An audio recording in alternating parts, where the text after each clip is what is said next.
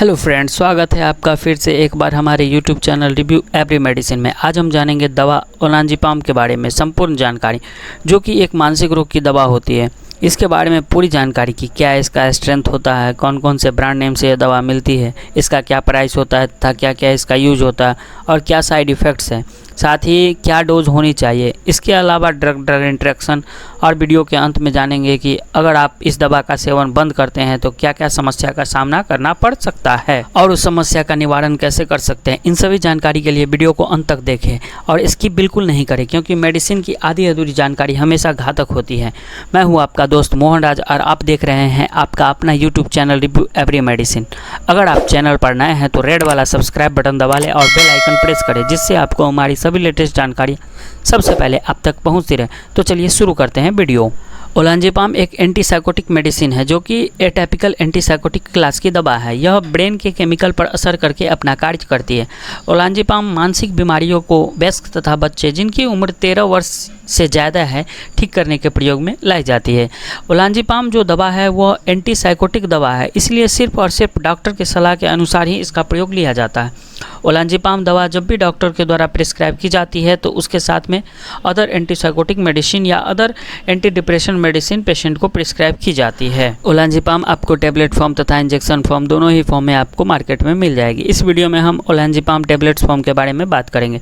बात करें ओलांजीपाम टेबलेट्स की स्ट्रेंथ की तो यह 2.5 mg, 5 mg, 7.5 mg, 10 mg, 20 mg के अलग अलग स्ट्रेंथ फॉर्म में मिल जाते हैं। जैसा कि आप लोग जानते हैं कि ओलांजीपाम दवा का जेनेरिक नेम है, आप इस नाम से मेडिकल स्टोर पे डायरेक्ट खरीद सकते हैं। इसके अलावा भी कई सारे ब्रांड नेम से आप इस दवा को खरीद सकते हैं, जैसे कि कुछ प्रमुख ब्रांड नेम है, जैसे ओलेन टैबलेट्स, ओलिजा टैबलेट्स, जिप्रेक्स टैबलेट, ओलेंज टैबलेट, टॉलेंज टैबलेट, नेसीपिन टैबलेट, ओल्टल टैबलेट, ओसोजिप टैबलेट।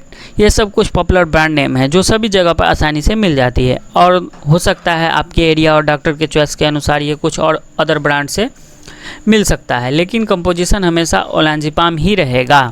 दोस्तों, आप बात करें इसके प्राइस की तो यह सभी ब्रांड और सभी स्ट्रेंथ की अलग अलग प्राइस होती है। जो कि कॉमन प्राइस है वो ओलांजीपाम टेबलेट्स की वह पर 10 टैबलेट्स में, जैसे कि 2.5 mg की है तो वह 34 रुपये से लेकर 40 रुपये तक मिलेगी। 5 mg की है तो 44 रुपये से 50 रुपये के बीच में मिल जाएगी।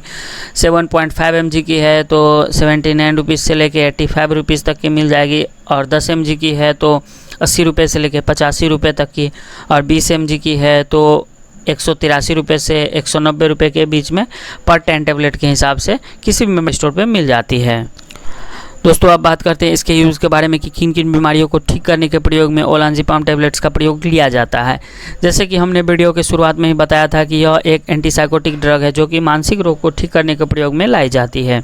ओलांजीपाम का जो मुख्य यूज है वह सिजोफ्रेनिया तथा बाइपोलर डिसऑर्डर को ठीक करने के प्रयोग में लाई जाती है। अब थोड़ा जान लेते हैं सिजोफ्रेनिया तथा बाइपोलर डिसऑर्डर है क्या। सिजोफ्रेनिया एक मानसिक बीमारी है जिसमें व्यक्ति साइकोसिस का शिकार हो जाता है, जिसमें व्यक्ति को जो काल्पनिक तथा वास्तविक है उन दोनों में डिफरेंस करना बहुत ही कठिन हो जाता है। इसके लक्षण की बात की जाए तो इसमें हेलुसिनेशन, वेसुलेशन, ये सब कुछ लक्षण देखने को मिलते हैं।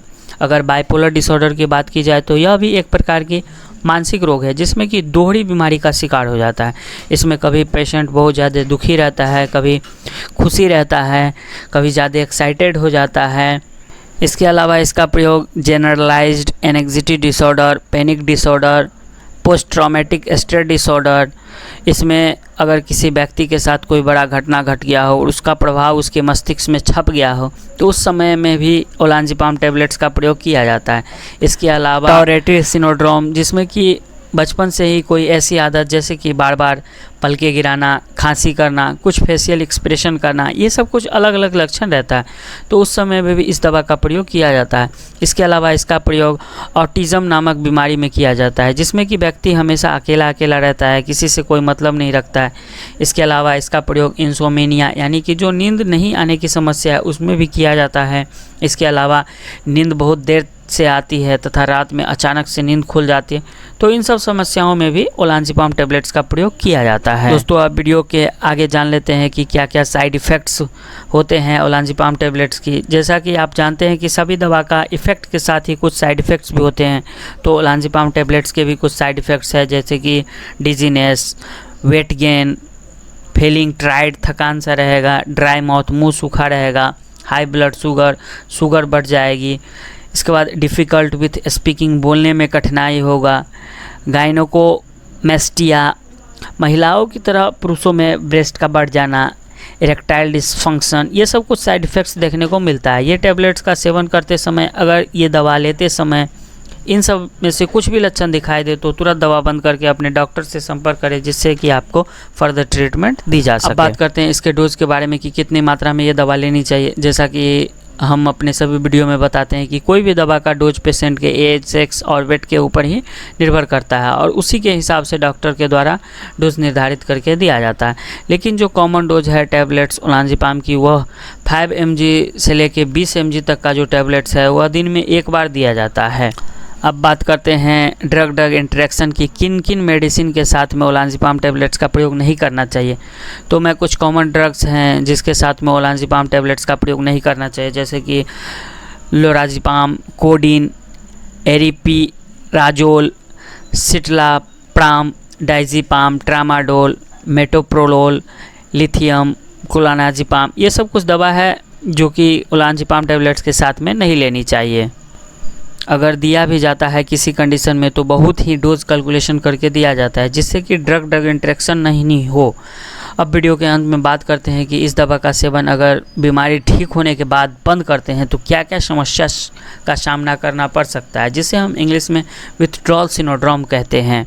जो मोस्ट कॉमन विथड्रॉल सिंड्रोम है उसमें व्यक्ति को नाउजिया रहेगा, वोमिटिंग हो जाएगा, loss of appetite, increase sweating यानी कि पसीना ज़्यादा आएगा, नींद नहीं आएगी, मसल्स पेन यानी पूरे शरीर में दर्द रह सकता है। ये सब कुछ विथड्रॉल सिंड्रोम देखने को मिल सकता है। अब जानते हैं कि इस विथड्रॉल सिंड्रोम अगर आप में ये देखने को मिले तो क्या करें। इसके लिए आप अपने डॉक्टर से संपर्क करके जो वो सलाह दे रहे हैं उन सलाह को मान के इस विथड्रॉल सिंड्रोम को बिल्कुल ख़त्म कर सकते हैं। लेकिन एक तरीका मैं भी आपको बता देता हूँ कि जैसा आप ये दवा का सेवन लंबे समय से कर रहे हैं तो एकाएक यह दवा का सेवन बिल्कुल बंद नहीं करें। इसके लिए धीरे धीरे इस दवा को छोड़ें। जैसे कि पहले आप 20 mg की टैबलेट ले रहे थे तो कुछ दिन बाद 10 mg की टैबलेट ले, फिर कुछ दिन बाद 5 mg की टैबलेट ले। इसी तरह अपने दवा की पावर को कम करके ये दवा को धीरे धीरे छोड़ दें। इससे आपको कोई भी विथड्रॉल सिंड्रोम देखने को नहीं मिलेगा।